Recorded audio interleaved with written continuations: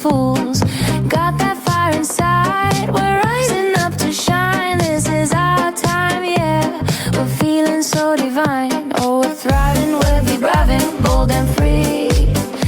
Women owning midlife, just you wait and see.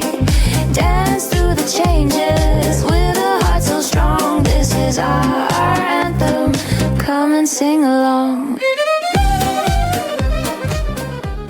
Hello, my friends, and welcome back to Not Your Mother's Midlife. I am your host, Johanna.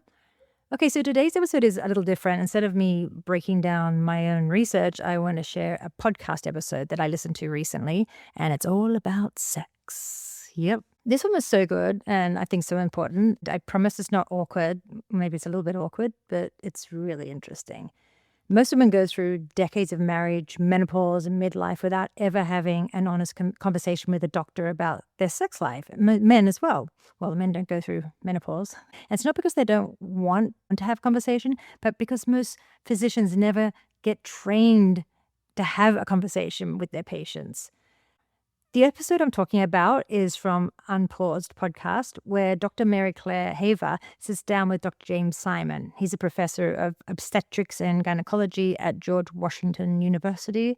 He's a board-certified OBGYN, reproductive endocrinologist, and certified sexual counselor with more than 500 peer-reviewed articles and a whole shitload of publications. I think it's about 800 on menopause and sexual medicine. He's a past president of the International Society for the Study of Women's Sexual Health and one of the most published clinicians in modern menopause care. In other words, the man has spent his entire career treating exactly what most doctors never address. So he's pretty qualified to have this conversation. That's what I'm getting at. And here's what makes him really different. In his practice, he sees couples together, both partners, in the same room at the same time, actually talking about what's going on. Can you imagine? Most people can barely bring it up over dinner with their partner, let alone in a doctor's office, but he has a lot of success. Apparently, getting both people in the same room to talk about it changes everything, because normally that sort of therapy, it's separate. They talk to one partner and the other separately and try and figure it out, or only one goes to therapy and the other one doesn't. And what he's witnessed across thousands of relationships is the problems are rarely one person's fault, rarely unsolvable, and almost always rooted in something nobody warned them about. As we age, we may quietly notice that things have shifted. Maybe your desire feels different. Maybe sex feels uncomfortable, painful, or you just something that you never think about much at all anymore. And most people just feel like you just put it under the title of getting older. And that's where a lot of problems come in.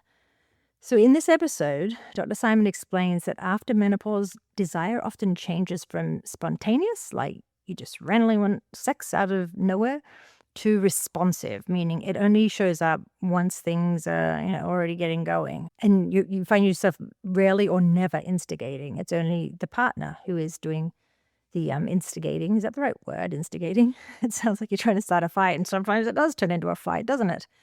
So many women feel that shift and think something is wrong with them and that they've lost it for good.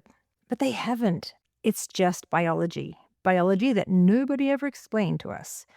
He also talks about the men in our lives, erectile dysfunction, how it changes as they age, and why we as partners so often blame ourselves when that starts happening. There's a deep dive into testosterone for women. He talks specifically about what it can do for arousal, orgasm, and even how you feel about yourself sexually. It makes you feel more attractive. There's conversations about vaginal health and treatment options. And a line that he said that I have to give myself a little pat on the shoulder because I've gotten into this very early. And what he says, it is always easier to maintain vaginal health than to restore it. So basically, you're better off keeping it healthy than when it all goes kaput, trying to put it all back together again. So write that one down. It is easier to maintain vaginal health than to restore it. Tell your friends, tell your doctor. The sooner you start, the better. Like I said, I have taken steps already with hormone replacement therapy, even though I'm still getting my period at age 54 for now. It's maintenance. But he also talks about something called intercourse, which I'd never heard of, but it kind of makes sense once he explains it.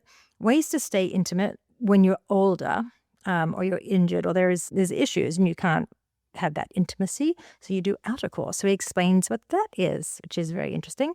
Ways to stay intimate and physically connected even when penetrative sex is painful or not possible.